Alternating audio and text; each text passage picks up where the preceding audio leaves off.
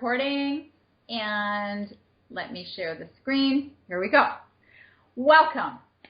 I am so excited to welcome Diana Bishop, the storytelling coach, as our Business Failure Confessions from the Master series continues in support of and in honor of our EXCELerate 2015 conference coming up in Vancouver on September the 30th to October the 2nd.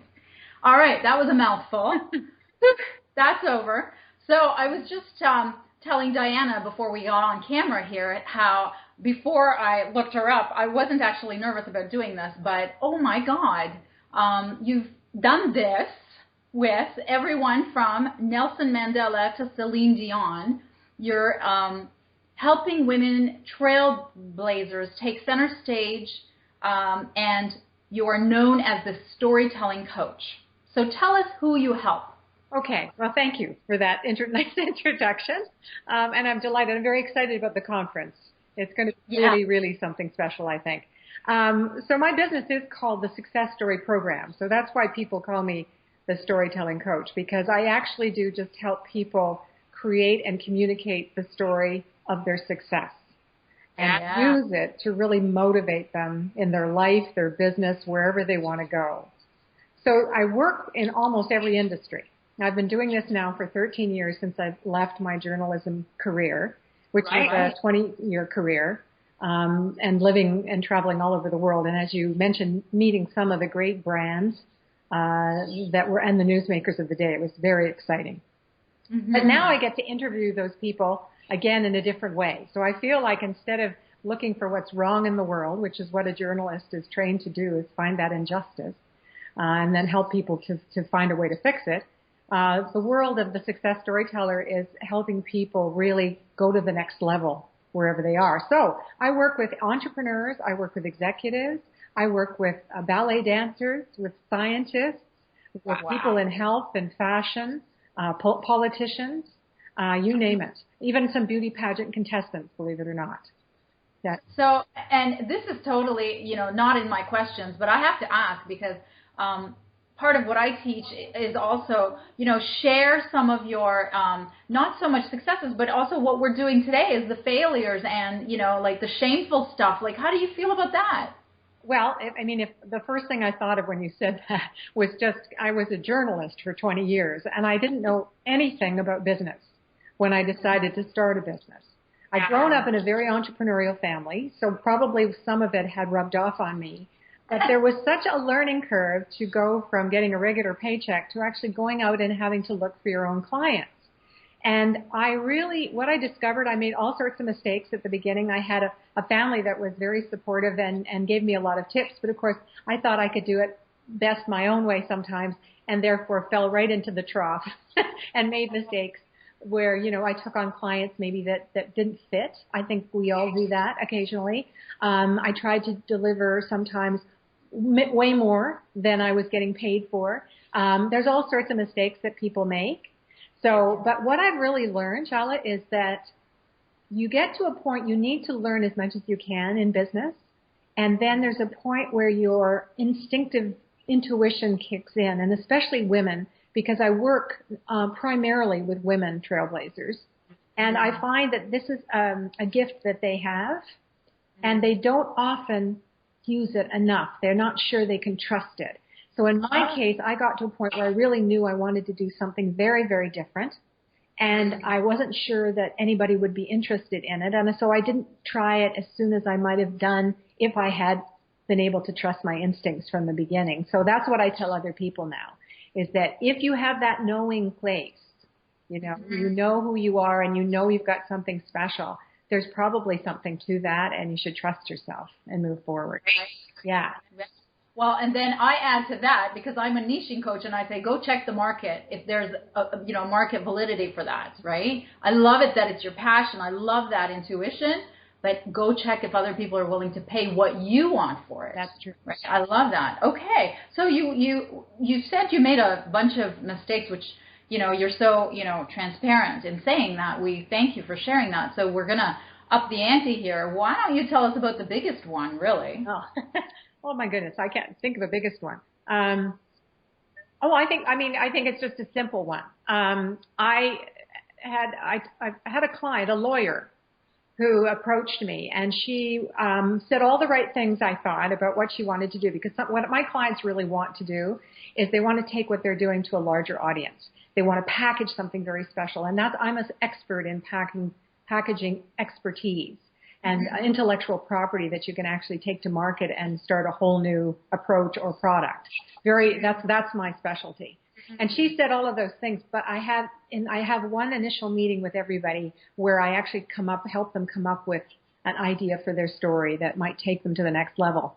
And I went through that session with her, and it went very well, but there was one thing that was wrong, and there was red flags kept going up. She didn't seem quite to be the right fit for me, and I couldn't put my finger on it. She and just because it's not something you would ever know, but she just was somebody who complained about everything. Everybody else was at fault. So I didn't pick that up right away because she wanted to hire me right away. And we all get lured into that, right? And so I worked with her for about 2 months before those cracks started to show bigger and bigger. And finally what I did, and I'm very proud that I did this, I realized that I was a bad fit for her. I'm not sure who would have been a good fit for her, but she was a bad fit for me. And so I told her I thought that we should stop the process and that I would refund her money. Okay, very nice. And we came to an agreement over that, and that was fine. And I learned a very strong lesson then, is that always to pay attention to those instincts right off the bat. You're not for everybody. And people, when they start a business or really want it to grow, say, well, I can do this and I can do this for everybody.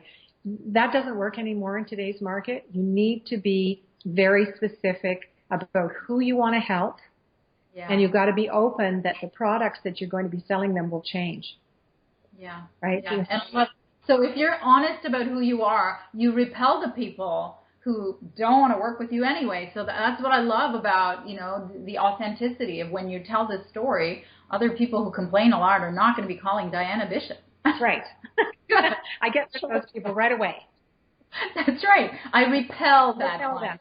But I've got to tell you, going to these conferences like I do, you find that the women at those conferences they're just so gracious and generous. Yeah. I don't run into those people at all anymore. You're right. I repel them. I don't know what it is. That's right. So I love so the advice that you would give based on this, bad mistake is just listen to your intuition. What would you say? I would, because I know it sounds so basic. I do see, I work with a lot of women executives, for instance, who are at the very top, some of the biggest companies in the country. And you would be surprised how little they trust themselves sometimes. Because they're always second guessing and they're not sure. And then when you ask them, what do they know? And they say it, they're so sure of themselves. But they're afraid to take it to the audience that they need to take it to. So I think, if I would just send a message to women in general, because I speak to a lot of women's groups now, is that you do know what you're doing, and you need to take a risk and let people know it. Because if you're going to get criticism, that's fine. That's going to help you grow. But the fact is, I think women know a lot of things, and they should be sharing that with each other. And they keep it small because they're afraid of the criticism. That's very true. They keep it small. That's a good way of putting it. So talk to us about what you're going to be talking about what you're going to be doing at the conference. I'm excited to see this. Well, it's a lot to do with what I was just saying. I'm giving 2 workshops. They're both 90 minutes long. It's going to be more of a workshop environment because I really want to help people tell their stories. So it's called Me Inc. And it's telling your story for the 21st century. So we're going to learn a lot about why, and when I say story, I mean, it could be the story of your life, but in this case, it's more like the story of your business, the story of your expertise, and how you're using it to actually get more customers, high quality customers, make a lot more money and grow your business. I see phenomenal results with my clients who have been able to authentically tell a story that is unique to them to differentiate themselves in the marketplace. So you're going to learn more about why that differentiation is so important now, how to start putting the steps together to do that, and what tools will be helpful in order to do that in today's market. Because one of the things I will be saying is people run around using all these tools, Facebook and social media, etc. And what I've discovered is most business owners only need 1 or 2 actual tools to really soar and make a lot more money in their business. Yeah, I would agree with that. And, provided they have focus and direction, absolutely. They need to know how. So I'm going to talk about how to tell a story and why it's so important in today's marketplace. What's the second one about? The second. You said two 90 minutes.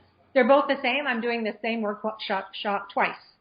Okay, wow. And aren't you also introducing the plenary session, and you're the MC on Friday morning for David Suzuki? Well, I just heard about that, so I know that I'm the MC for that day. I don't know about the other plenary session. Now, do you know David? I've never met him, actually, and so I'm very excited about that. Ooh, I know. It's a lifetime opportunity. Absolutely. I agree with you. He's 79 years old, Diana. No, well, he's one of those brands I was talking about. No, Really a national treasure. Yes, I know. I'm so thrilled. Okay, so any last words of wisdom before we wrap up? Oh, listen, I'm probably going to learn more from other people than I'm going to teach to anyone. So I'm really open to, I'd love to meet as many people there as I can. And oh, wonderful. Well, where can we reach you? Not just at the conference, but, now. Yeah, well, you can, my email, people can reach me at my email address, which is dbishop@successstoryprogram.com. But the easiest way is just to go and Google Success Story Program, and I'm everywhere on the internet in that respect. And there's a way to reach me through email through that as well. Yes, and I know because I've Googled you. When people Google themselves, that's great. I know, exactly. I haven't Googled myself, so I'm not sure. Well, thank you so much for this wonderful interview, and I can't wait to meet you in Vancouver. My pleasure. I look forward to seeing you too. Take care. Bye-bye. Bye.